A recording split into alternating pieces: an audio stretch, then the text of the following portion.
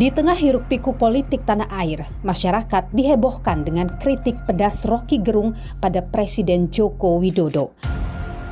Kritikan bernada kasar ini berujung polemik. Apa maksud Roky Gerung mengucapkan kata-kata kasar? Bisakah Roky Gerung dipidana? Saya, Niluh Puspa, mencari jawabnya.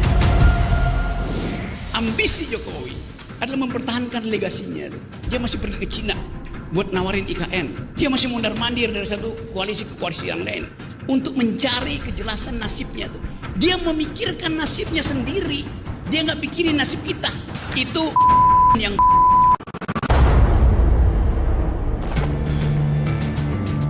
itu hal kecil lah. Saya kerja aja. Ini kita kerja tertib.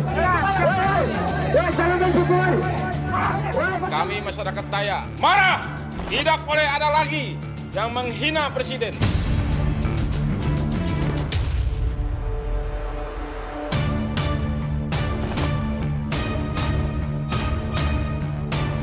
Jangan main-main.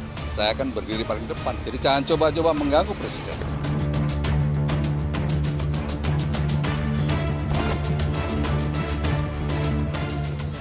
Tadi menyebut Jokowi sebagai kepala negara, sebagai pembuat kebijakan. Bagaimana memisahkan dia kepala negara dengan dia pribadi manusia? Bagaimana kalau tidak dipisahkan?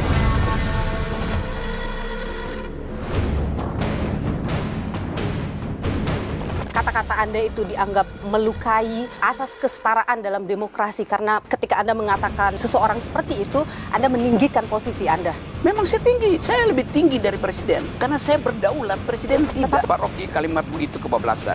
Itu terlalu 100% menghina. Turunin dong ke 80%. Oke, saya pakai 80%. Nanti ada publik bilang 80% masih terlalu tinggi itu. Bikin 20%. Lama-lama 0%. Lama-lama saya nggak boleh bicara kan. Kan konyol itu.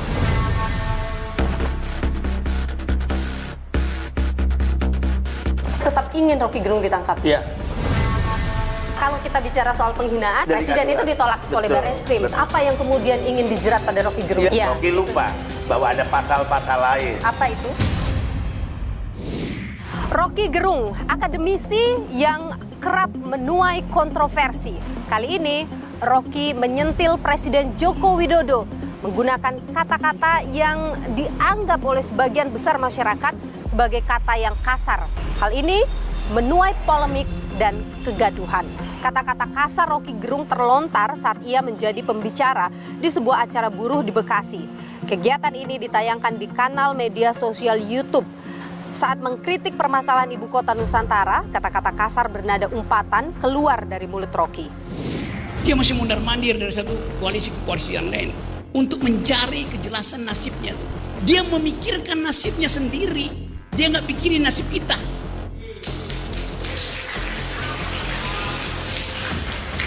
Itu yang Pernyataan Roky Gerung ini lantas mendapat respon dari sejumlah pihak. Banyak yang menilai ucapan Roky tersebut tak pantas diucapkan kepada presiden. Gelombang protes terhadap Roky Gerung pun bermunculan. Bahkan sejumlah pihak bersiap untuk memproses secara hukum terhadap Roky Gerung. Setelah kita ikutin aluran seluruh pembicaraan dari saudara Roky Gerung, kita menemukan juga ada delik pidana terkait soal SARA. Jadi terjadi keonaran. Kami masyarakat Dayak marah. Tidak boleh ada lagi yang menghina presiden. Siapapun yang mengganggu dan menghambat masalah IKN akan berhadapan dengan saya dan pasukan saya. Barreskrim Polri sempat menolak laporan terhadap Roky Gerung atas dugaan penghinaan pada presiden. Hal ini disebut oleh Polri sebagai delik aduan, artinya butuh persetujuan dari presiden jika ingin mengadukan dugaan penghinaan tersebut. Unsur delik aduan hendaknya dilaporkan langsung oleh pihak yang menjadi objek hinaan Roky, yakni Presiden Jokowi. Namun, Presiden justru menanggapi santai perkataan Roky. Itu hal kecil lah. Saya kerja aja. Ya. Direktorat Tindak Pidana Umum Barreskrim Polri mengungkap sudah banyak laporan yang masuk terhadap Roky Gerung, baik ke Barreskrim Polri maupun laporan dari sejumlah Polda seperti Polda Metro Jaya, Sumatera Utara, Kalimantan Timur, Kalimantan Tengah, dan Daerah Istimewa Yogyakarta. Sadar telah membuat kegaduhan, Rocky lantas meminta maaf. Namun bukan permintaan maaf terhadap Presiden Jokowi atas kata-kata kasar yang ia lontarkan, melainkan permintaan maaf karena telah menimbulkan kegaduhan di masyarakat. Saya minta maaf terhadap keadaan hari ini yang menyebabkan perselisihan itu berlanjut tanpa arah itu. Dari awal saya katakan ini adalah kritik saya terhadap Presiden Jokowi yang saya ucapkan dengan sangat tajam. Dan biasanya saya lakukan itu di mana-mana tuh. Rocky berdalih kata-kata yang ia lontarkan memang bernada negatif. Namun kata ini sebenarnya berasal dari istilah kuno yang memiliki arti yang baik. Pengertian aslinya itu orang baik tuh sebetulnya, karena dia berupaya untuk membantu rakyat melalui gerobaknya itu kan, itu bagus juga membantu para gerilyawan untuk disembunyikan di dalam gerobak mereka. Dan inti dari dalam pengertian yang buruk tadi adalah ingin berkuasa terus. Namun pembelaan Rocky ini tak sepenuhnya diamini oleh ahli bahasa. Dalih Rocky soal makna asal kata tersebut dianggap hanya rekaan belaka. Sementara itu terkait dengan ada tidaknya pelanggaran hukum dari kata-kata yang dilontarkan oleh Rocky Gerung ini masih menjadi perdebatan di kalangan para ahli hukum. Saya berpendapat terkait dengan perbuatan Rocky Gerung ya itu melanggar etika saja. Jadi etika dalam menyampaikan pendapat. Kalau pelanggaran etika nggak usahlah disampaikan, ditegakkan melalui hukum pidana, maka sebaiknya ya sudah, Rocky Gerung sudah ada sanksi etik oleh masyarakat. Menurut pendapat saya sudah cukup ya. Apalagi kalau tidak salah Rocky Gerung itu sudah meminta maaf karena menimbulkan polemik ya. Misalnya peraturan hukum pidana tahun 46 nomor 1 itu pasalnya 14 dan pasal 15 ya. Itu delik biasa, dia mensyaratkan adanya akibat dari pernyataan tersebut, sebenarnya menimbulkan keonaran, ya kan, menimbulkan kebencian, rasa permusuhan, dan itu sudah terjadi akibat keonaran di mana-mana rame kan. Saya akan bertemu dengan Rocky Gerung, saudara, untuk membahas polemik yang terjadi, termasuk juga mengapa ia sampai melontarkan kata-kata itu. Apa maksud dari Rocky Gerung ini? Selain itu, saya juga akan bertemu dengan Beni Ramdhani, pihak yang melaporkan Rocky Gerung atas dugaan penghinaan terhadap Presiden Joko Widodo. Ikuti saya, saudara.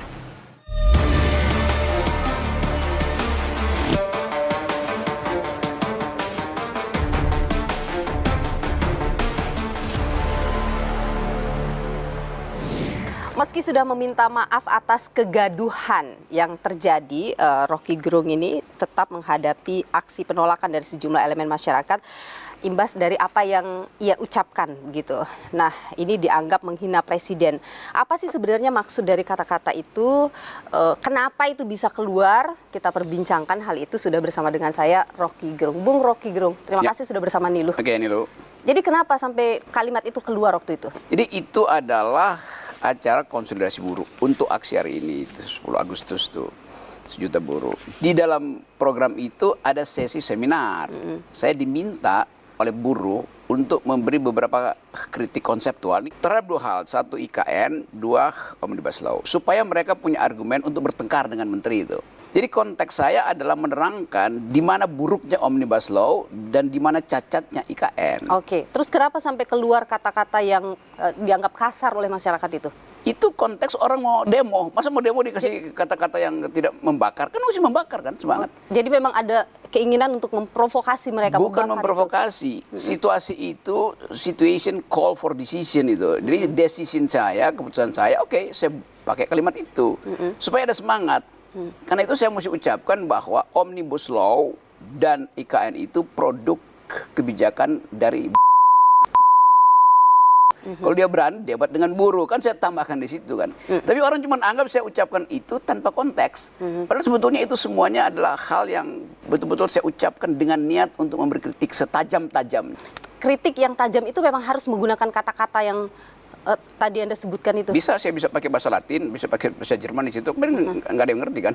Maka saya pakai bahasa yang orang mengerti. Itu artinya apa? Itu artinya apa? Jadi saya pakai itu dan saya bertanggungjawabkan. Tadi Anda menyebut Jokowi sebagai kepala negara, sebagai pembuat kebijakan. Bagaimana memisahkan dia kepala negara dengan dia pribadi manusia? Bagaimana kalau tidak dipisahkan? Itu artinya Jokowi adalah raja. Hanya di dalam raja itu tubuh pribadi dan tubuh publiknya menyatu. Ada juga yang menganggap bahwa dia sebagai personal pribadi ataupun dia sebagai presiden itu tidak bisa dipecahkan. Itu adalah satu kesatuan gitu. Karena presiden itu kan wadah. Harus ada orangnya begitu. Itu pandangan kerajaan itu, bukan pandangan republik. Masa nggak bisa dibedain tuh? Kan kita memilih presiden, maka dignitas dia tidak boleh dilekatkan. Tapi kan di situ manusia, ada manusianya. Nah itu betul Nilu. Martabat itu selalu hanya dilekatkan pada manusia. Karena itu disebut human dignity.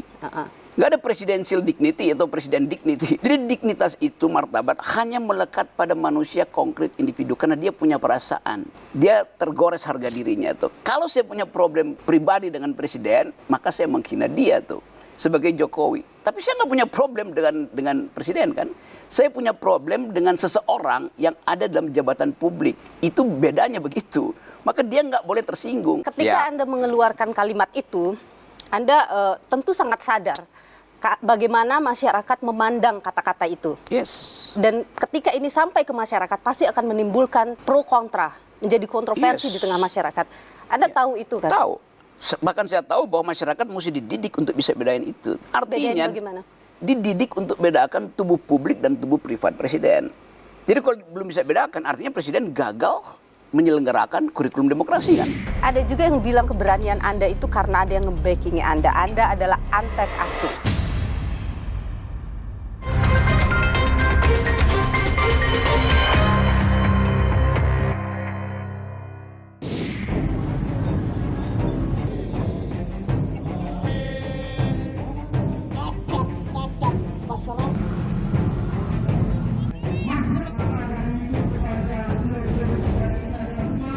Apa prinsip dasar demokrasi, Bung Rocky? Kedaulatan itu ada di tangan rakyat, bukan pada presiden. Presiden itu peminta-minta suara rakyat. Maka presiden mesti hormati kedaulatan itu. Kalau saya kasih kritik, dia mesti hormati kritik saya itu. Bahkan supaya dia bisa jangan bikin gara-gara, kita sewa anggota DPR untuk jadi watchdog dia itu kan. Kan anggota DPR ini adalah anjing penggonggong bahasa Indonesianya. Tadi marah lagi anggota DPR. Ya watchdog begitu kan. Anjingnya mesti gonggongin siapa? Gonggongin presiden, jangan gonggongin rakyat. Kalau Anda dianggap, kata-kata Anda itu dianggap melukai asas kesetaraan dalam demokrasi. Karena ketika Anda mengatakan seseorang seperti itu, Anda meninggikan posisi Anda. Memang saya tinggi, saya lebih tinggi dari presiden. Karena saya berdaulat, presiden tidak. Tetapi secara hierarki kan presiden itu adalah pemimpin, kepala negara. Kapan dia jadi pemimpin? Ketika dia minta izin pada rakyat, ketika dia dipilih oleh rakyat. Kita di Indonesia ada norma, ada batasan begitu. Bagaimana Anda melihat bahwa Anda kebablasan tuh di situ? Kalau ada orang yang bilang, oke, Pak Rocky kalimatmu itu kebablasan, itu terlalu 100% menghina. Turunin dong ke 80%. Oke, saya pakai 80%. Nanti ada publik bilang 80% masih terlalu tinggi itu. Bikin 20%. Lama-lama 0%. Lama-lama saya nggak boleh bicara kan.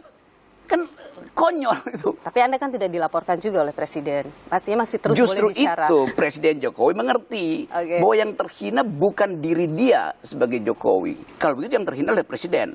Oke, sekarang kita cari deliknya. Kan delik itu, delik penghinaan presiden sudah dihapus oleh Mahkamah Konstitusi. Jadi nggak mungkin ada delik yang namanya penghinaan presiden. Oke, sekarang kan bukan itu ya, tapi Anda dianggap membuat kegaduhan. Nah itu masalahnya. Gaduh artinya ada yang pro saya, ada yang kontra saya. Sekarang Anda lihat bagaimana?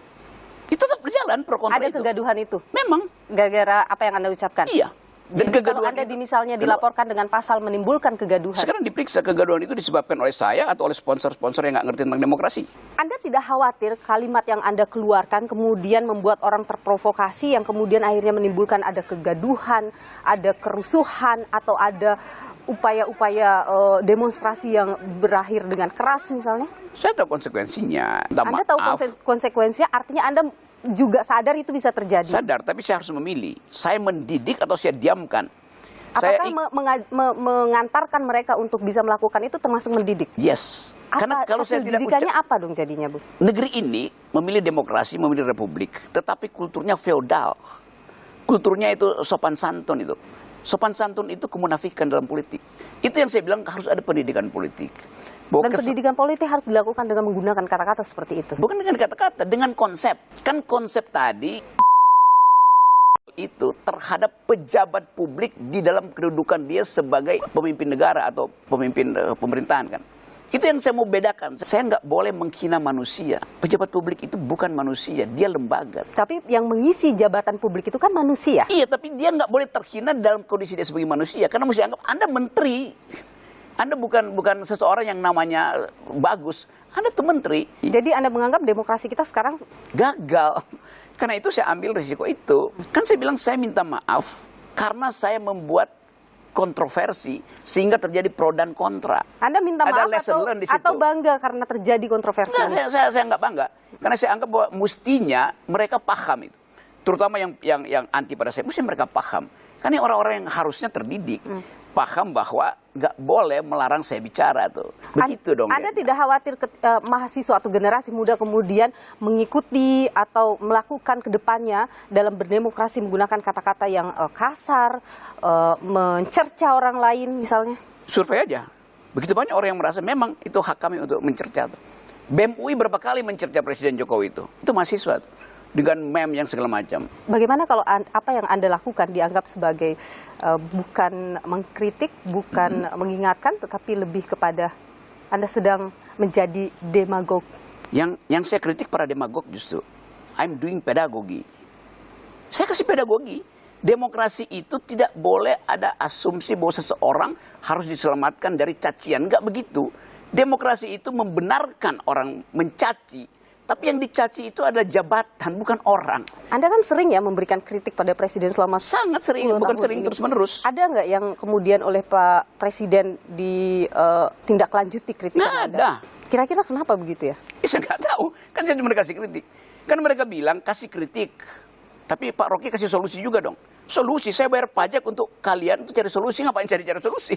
Dan Anda menilai ketika mengkritik pemerintahan dengan menggunakan kata-kata tadi, itu efektif? Efektif. Apa bukti efektif? Ya buktinya sekarang semua orang menganggap memang mesti dirubah IKN itu, mesti dirubah Omnibus Law. Karena kalau nggak efektif, buruh nggak akan terus-menerus kan. Tapi sampai sekarang udah diubah belum kan? Belum ya? Ya belum, artinya bisa kita katakan tetap sudah efektif menggunakan cara-cara menyebabkan itu. Orang berpikir ulang. Kritik saya itu fundamental apa tidak itu? Kenapa tidak menggunakan kata-kata yang lebih baik misalnya atau lebih halus begitu misalnya? Bisa saya perhalus, tetapi nggak efektif lagi kan? Ya tapi dengan kata-kata ini juga tidak efektif juga kan akhirnya? Tetap efektif, menimbulkan kehebohan sehingga orang berpikir ulang. Nilu misalnya minta dibangunkan, kamu pasang wakernya bunyi kamu nggak mau bangun, maka ibumu siram kamu air kan? Nah Pak Jokowi atau kabinet nggak bangun-bangun, maka saya siram air dong. Tapi kalau Anda menilai pemerintahan Pak Jokowi selama 10 tahun, hampir 10 tahun ini, nggak ada baik-baiknya? Nggak ada. Nggak ada? Coba sebutin satu. Sama sekali? Satu, coba. Misalnya. Iya, saya bertanya ke Anda. Ya, kalau ada pasti saya udah sebutin kan. Misalnya apa yang paling fundamental, yang Anda rasa, ini harusnya bisa tapi tidak dilakukan? Dua hal diwajibkan oleh konstitusi untuk dijalankan oleh Presiden Jokowi. Satu, cerdaskan kehidupan bangsa. Dua, pelihara fakir miskin. IQ nasional Indonesia itu turun tinggal 70 di Asia. Artinya tidak ada pencerdasan kehidupan bangsa. Pelihara fakir miskin, itu juga perintah konstitusi itu. Buktinya sekarang stunting itu prevalensinya tuh 20-25%. Artinya 1 dari 4 bayi yang lahir mengalami stunting. Jadi dia tidak mengalami kesejahteraan. Jadi Presiden Jokowi gagal menjalankan perintah konstitusi. Ketika ada infrastruktur yang dibangun itu kemudian mempercepat akses, mempermudah akses masyarakat, bagaimana? 2 bulan lalu saya naik Gunung Rinjani, turun ke arah desa Torean itu, malam-malam saya nyewa mobil untuk bawa barang-barang saya itu, supirnya bilang begini, Pak Rocky, saya dalam sebulan ini udah 6 kali ngangkut ibu-ibu hamil, dan 3 melahirkan di mobil saya tuh. Kenapa Pak? Jalannya rusak. Padahal mesti ngebut pergi ke jalan tol atau jalan utama tuh. Jadi yang dibikin Pak Jokowi adalah jalan rusuk, jalan punggung, tulang rusuknya yang nggak dibikin. Apa yang kita mau bilang tuh? Hak ibu-ibu untuk dapat jaminan bahwa dia harus cepat-cepat nyampe ke puskesmas untuk kehamilan. 3 melahirkan di mobil baknya. Jadi apa yang mau dibanggain tuh? Ada juga yang bilang keberanian Anda itu karena ada yang nge-backing Anda. Anda adalah antek asing. Siapa yang bilang itu? Tapi ketika ada pandangan seperti itu, bagaimana? Jadi setiap orang yang mengucapkan pikiran dianggap di remote oleh orang lain. Nah dia, orang itu, juga dia di remote oleh kedunguannya tuh. Kan begitu jadinya kan? Karena dia mencurigai sesuatu yang dia asumsikan aja. Itu asumsi. Ya pasti, asumsi yang didorong oleh keinginan untuk menjebakkan seseorang. Jadi agenda Anda tidak didorong oleh pihak luar? Environmental ethics dorong saya untuk pro pada masyarakat Dayak yang tanah leluhurnya itu sebentar lagi akan hilang. Ya, Jadi kalau ada yang melaporkan dan tidak sependapat dengan apa yang dilakukan menurut Anda? Saya lakukan sesuatu untuk memproteksi hak masyarakat adat ulayat. Presiden Jokowi tidak pernah meminta izin pada masyarakat adat di situ. Izin itu namanya AMDAL. Jokowi udah putuskan pindahkan IKN, baru dia bilang universitas bikin AMDAL. Lo di dalam ilmu public policy terutama yang menyangkut lingkungan, minta izin dulu baru bikin keputusan politik. AMDAL harus mendahului keputusan politik. Oke, jadi komunikasi-komunikasi yang dilakukan oleh Presiden Jokowi itu tidak ada gunanya karena sudah pindah ke sana, iya. begitu. Dan akhirnya terjebak kan Presiden Jokowi kan, bahwa dia mesti berhutang pada Cina. Padahal dia bilang tadi enggak, ini bisnis. Lama-lama pakai APBN. Kan itu kebijakan yang Rocky Gerung, kayak ini loh. ahli filsafat, aktivis, yang sering kontroversi di tengah masyarakat. Terima kasih. Oke, terima kasih karena sudah menyediakan forum saya untuk menambah kontroversi. Terima kasih Bu Roni. Anda sempat menyebut juga Rocky ini memiliki kepentingan di balik pernyataan dia menyerang Presiden. Apa itu kepentingannya menurut Anda? Rocky Gerung tidak berdiri sendiri. Ada 3 operasi besar yang sedang dikerjakan dan ini adalah operasi yang dilakukan oleh kekuatan luar. Apa itu?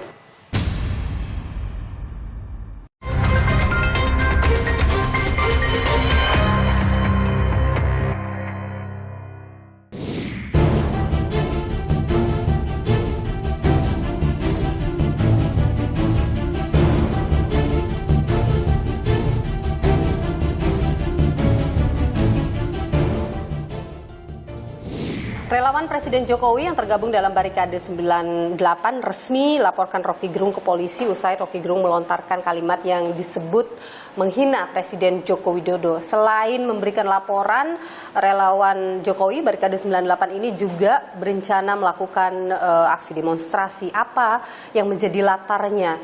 Termasuk kenapa menggaungkan gerakan tangkap Rocky Gerung. Kita perbincangkan hal ini bersama saya sudah hadir Beni Ramdhani, Ketua Relawan Jokowi Barikade 98. Pak Beni, terima kasih sudah bersama Niluh. Sehat terus.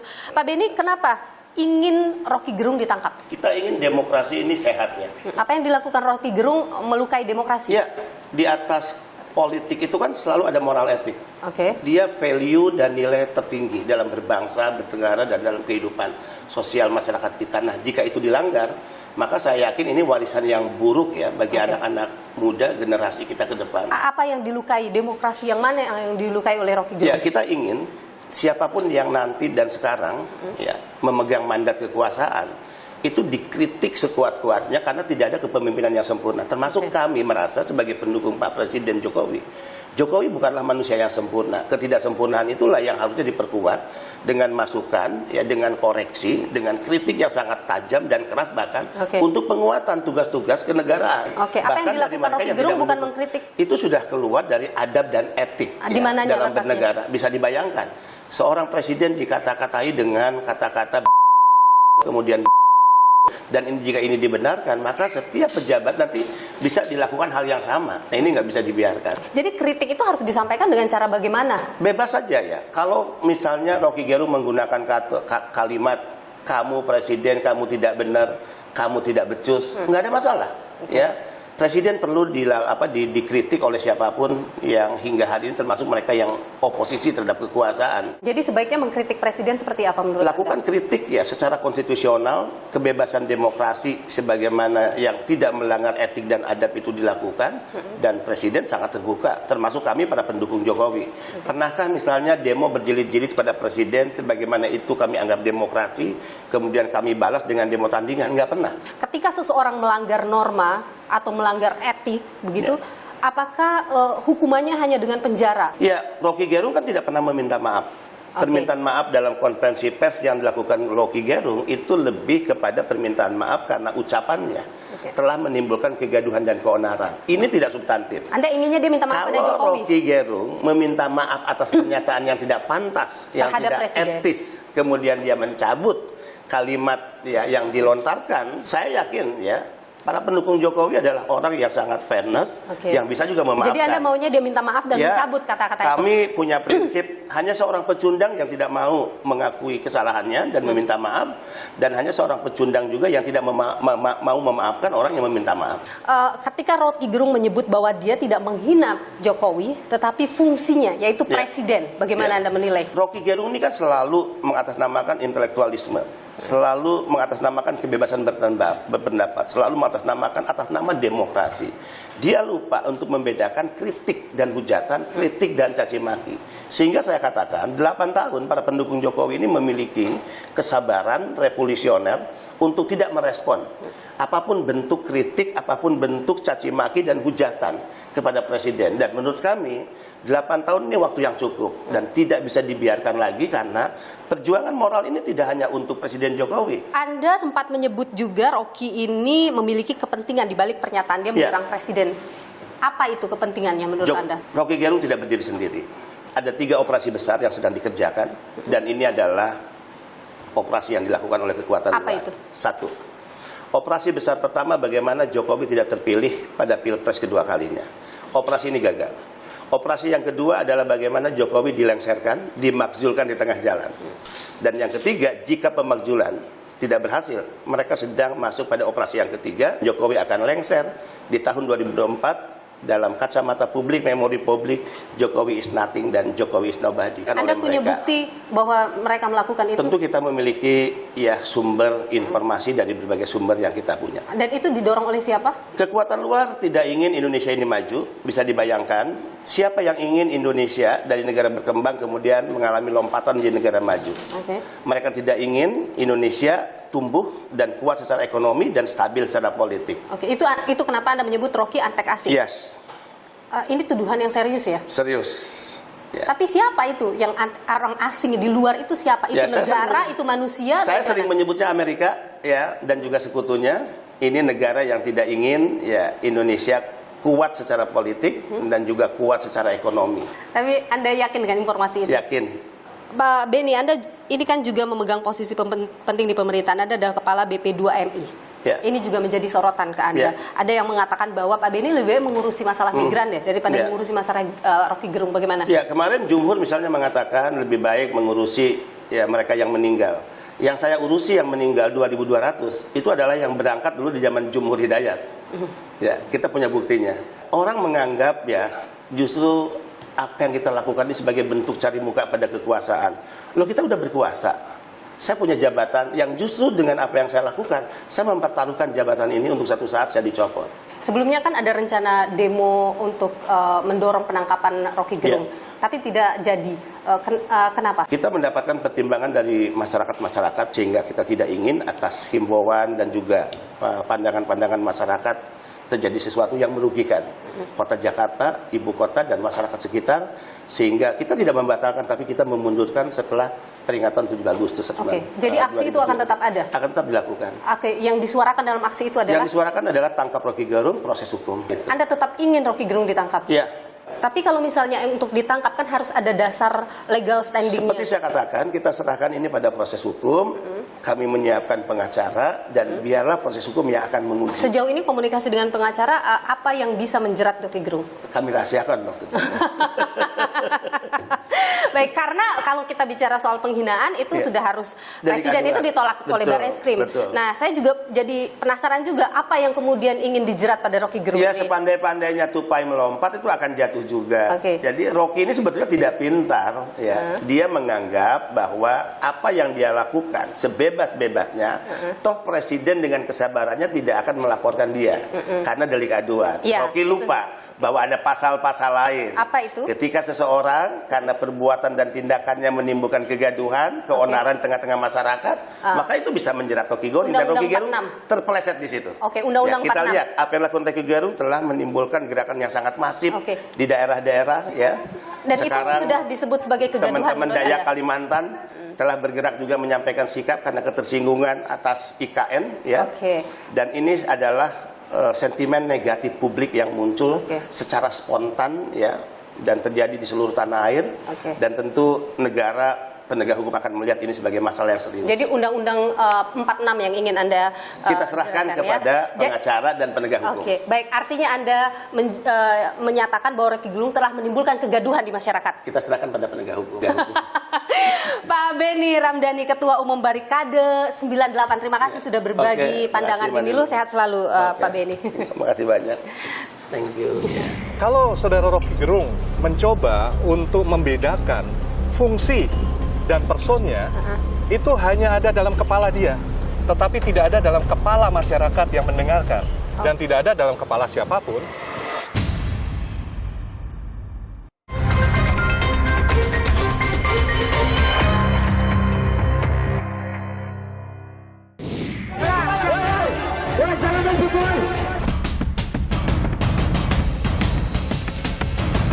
Itu hal kecil. Saya kerja aja. Kemarahan sebagian pihak itu karena belum bisa membedakan mana kritik publik dan mana dendam pribadi. Kehidupan bernegara dan bermasyarakat dalam iklim demokrasi menyediakan ruang bagi masyarakat untuk menyampaikan kritiknya pada pemerintah untuk mewujudkan pelayanan publik yang tentu saja lebih baik. Tapi pantaskah kemudian menyampaikan satu pandangan terhadap pemerintah dengan kata-kata yang oleh masyarakat umum itu dianggap kasar?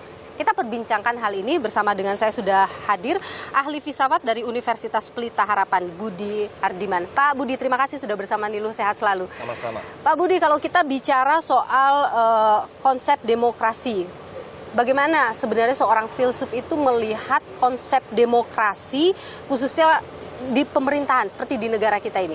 Demokrasi itu intinya adalah komunikasi. Oke. Dan komunikasi itu mempunyai banyak ragam dan banyak ranah. Ada sistem politik, misalnya trias politika. Itu adalah negara hukum, birokrasi. Tapi juga ada civil society, yaitu kultur ada di sana, masyarakat ada di sana, ekonomi ada di sana. Nah, bagaimana dua hal ini saling berkorelasi, bersinergi untuk membangun sebuah masyarakat demokratis dan negara demokratis. Dan kritik bisa dilakukan di situ? Kritik adalah bagian yang wajar dan bahkan didorong dalam berdemokrasi. Oke, kalau kritik itu wajar dan bisa didorong dalam demokrasi, ketika masyarakat atau orang melakukan kritik seperti misalnya dilakukan oleh Rocky Gerung, bagaimana Anda melihat dengan kritik yang disampaikan dengan cara seperti itu misalnya? Rocky Gerung kerap berbicara atas nama rasionalitas. Tetapi dia menggunakan terminologi-terminologi dan memakai konsep-konsep yang sifatnya provokatif, kasar, dan ini bertentangan dengan rasionalitas. Banyak hal yang dibicarakan di dalam tradisi filsafat, khususnya logika dan teknik berargumentasi yang disebut sofisme. Nah, sofisme itu sebetulnya ya istilah kita yang lebih dikenal demagogi gitu ya. Demagogi itu dipakai untuk menarik perhatian publik gitu kan. Nah, salah satu alat untuk menarik perhatian publik itu adalah suatu kesesatan berpikir yang disebut argumentum ad hominem. Itu seperti apa itu misalnya? Saya tidak suka dengan seseorang dan saya berargumen dengan menyerang orang itu, pribadinya. Yang dilakukan Rocky Gerung masuk dalam kategori itu? Dia melakukan argumentum ad hominem karena sasarannya adalah orangnya. Oke, meskipun dia mengatakan saya tidak menyerang Jokowinya. Pada frase perkataan kasar itu diserang dua hal. Apa? Fungsi publik dan personnya. Jokowi dan presiden. Betul. Dan Jokowi sebagai presiden. Jadi tidak bisa dipisahkan sebenarnya. Kalau Saudara Rocky Gerung mencoba untuk membedakan fungsi dan personnya, itu hanya ada dalam kepala dia. Tetapi tidak ada dalam kepala masyarakat yang mendengarkan. Dan tidak ada dalam kepala siapapun. Karena dalam kenyataan tidak ada presiden pada umumnya, yang ada adalah presiden tertentu dan hari ini namanya Jokowi. Jadi kalau Rocky Gerung mengatakan bahwa saya tidak mengatakan Jokowi, tapi saya mengatakan presiden, sudah ada kesalahan berpikir dari Rocky Gerung. Itu teknik untuk apa? mengelak ya. Jadi Rocky Gerung sedang mengelak saja. Oh, itu biasa dipelajari dalam teknik demagogi. Ya. Ya. Tapi apa yang dilakukan Rocky Gerung itu sepenuhnya salah? Tidak.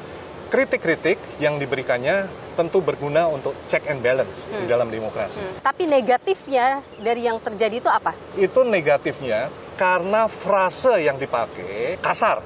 Dan saya dalam hal ini setuju ya. Dia adalah seorang yang sedikit banyak mau mengganggu kenyamanan kita dalam struktur kultural feodal di Indonesia. Dia mau menggoyang struktur feodal itu dengan suatu argumen-argumen yang sifatnya mendukung kesetaraan. Ekstrim memang, tetapi kesetaraan itu sangat penting untuk demokrasi. Dalam demokrasi dibutuhkan kesetaraan, satu, kebebasan. Nah, satu lagi yang tidak kalah penting itu adalah respek. Kesetaraan tanpa respek itu sama seperti kebebasan tanpa respek, yaitu akan menghasilkan chaos. Pada hemat saya, respek tetap penting, diarahkan pada dua hal, fungsi publik, bukan hanya presiden, tetapi semua petugas publik, semua. Sebaliknya, pelayan publik harus memberikan respek kepada kita sebagai kliennya. Kedua, respek juga diarahkan pada person di belakang fungsi itu. Kalau dipisahkan, sebetulnya kita tidak sedang respek, melainkan sedang memanipulasi fungsi itu untuk kepentingan kita. Cara-cara yang dilakukan oleh Rocky Gerung itu sudah menunjukkan kesetaraan tadi dan kebebasan tadi dalam demokrasi.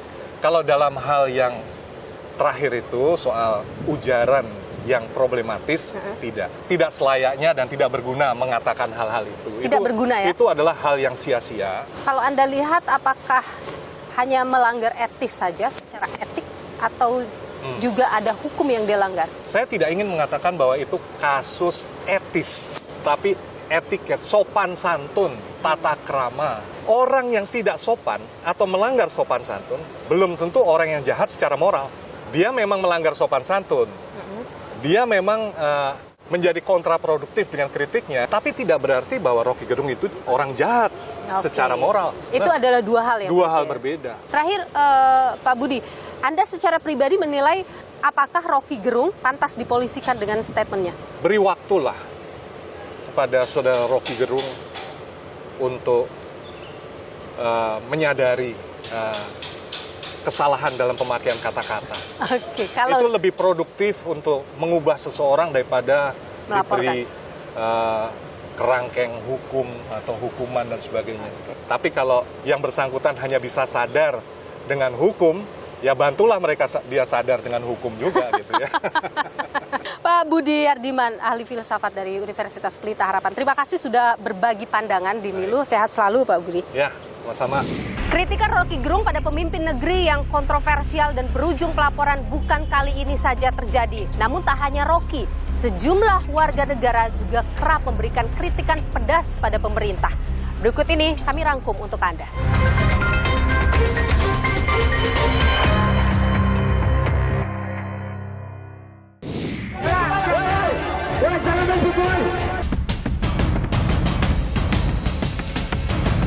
Itu hal kecil. Saya kerja aja. Kemarahan sebagian pihak itu karena belum bisa membedakan mana kritik publik dan mana dendam pribadi. Dia memikirkan nasibnya sendiri. Dia nggak pikirin nasib kita. Itu. Selepas menyentil Presiden Joko Widodo, Rocky Gerung mendapat kecaman. Tak main-main, aktivis politik kontroversial ini dilaporkan ke polisi lantaran kritik pedasnya diimbuhi kata-kata kasar. Tak hanya itu, muncul demonstrasi penolakan Rocky Gerung hingga desakan menjebloskan Rocky ke bui. Ini bukan kali pertama Rocky Gerung melontarkan komentar nyeleneh yang berujung pro dan kontra. 2018, Rocky Gerung menyebut kitab suci adalah fiksi. Saat diklarifikasi, ia mengaku kalimat tersebut bukan untuk menistakan agama. Kemudian Rocky Gerung diduga menghina marga Lauli dalam cuitan akun Twitternya 2020 lalu. Imbasnya, Himpunan Masyarakat Nias hingga Menteri Hukum dan HAM Yasona Lauli melaporkan Rocky ke polisi. Lalu Rocky Gerung juga sempat menyinggung presiden tak paham Pancasila. Rocky diancam dipidanakan terkait pernyataannya.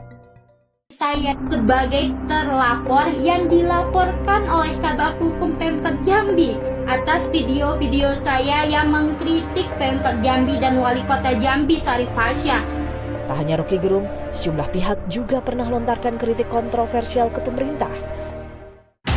Mei 2023, siswi SMP di Jambi dilaporkan pemerintah kota Jambi ke polisi lantaran kritiknya dianggap mencemarkan nama baik wali kota Jambi, Syarif Fasha. Dalam video unggahannya, siswi ini mengaku kesal dan ingin mencari keadilan lantaran sumur dan rumah neneknya rusak akibat angkutan berat. Laporan polisi dicabut karena siswi SMP tersebut meminta maaf. April 2023, TikToker Bima Yudo Saputro mengunggah komentar pedas soal situasi jalanan yang rusak di Provinsi Lampung. Meski akhirnya pemerintah daerah Lampung turun dan memperbaiki, namun kata kasar yang diucapkan Bima sempat berujung laporan polisi. Belakangan Bima dikecam ketika mengomentari mobil yang dikendarai Presiden Joko Widodo saat peninjauan jalanan pasca di aspal Pemda setempat. Ada juga aktivis buruh Jumhur Hidayat yang mengomentari Omnibus Law Undang-Undang Cipta Kerja lewat cuitannya di media sosial 2020. Jumhur divonis 10 bulan penjara karena terbukti menyebarkan berita hoax. Kritik tentu diperlukan demi kemajuan bangsa. Tapi bagaimana adabnya agar tak berujung penjara? Kritikan itu kan terbuka. Oleh karena itu baik, tapi dengan catatan. Satu, dengan bahasa yang enak. Dengan literasi yang enak. Dengan bahasa yang santun. Kalau kita lihat yang diancamkan pasal 14 itu kan menimbulkan keonaran. Makanya dari kritikan itu jangan sampai berpotensi berita bohong. Ini loh, ini kan akhirnya kan, ini kan berita bohong apa yang disampaikan tadi. Karena mungkin bukan berdasarkan pada kajian atau informasi data yang akurat, berpotensi menjadi berita bohong. Berita bohong yang menimbulkan keonaran.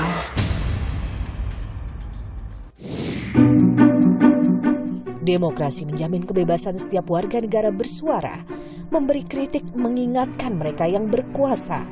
Namun, ada nilai dan batasan yang harus dijaga demi keberlangsungan hidup bangsa yang bermartabat.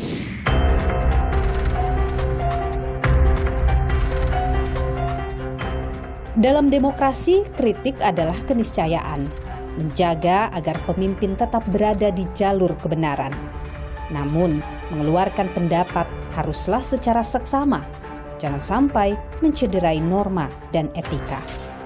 Ikuti terus informasi perkembangan pemilu hanya di Kompas TV, independen, terpercaya. Saya, Niluh Puspa, sampai jumpa.